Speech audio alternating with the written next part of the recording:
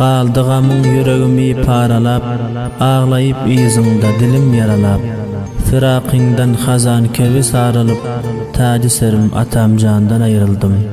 Kısmet rava görse bolmaz çaresi, balalar işqimda dur humarasi. Kabristandek menzil daştur arasi, taji serim atam jandan ayrıldım. Kalbim hasta yoktur muňa rahati, ağladar hemişe sizin firaqati. Indi sensiz nädeyin bul hayati, taji serim atam jandan ayrıldım. Nala gama eylep bizi bugün yar, gittin goýup bolsun size Hudaýar. Nailaç hadise bolup berqarar, taji serim atam jandan ayrıldım. Gülertim oynartım dilim şad edip, sen gidende galdım köp feryat edip. Giýje gündüz daim sizi ýad edip, taji serim atam jandan ayrıldım. Misli qala gorap meni beladan, saglygym dileyip mudam Allahdan. Qaytarmady mektebu hem bolladan, taji serim atam jandan ayrıldım. Ata deyip hicranda kalbin dağlar, yadımdan çıkas yok ötse her çağlar.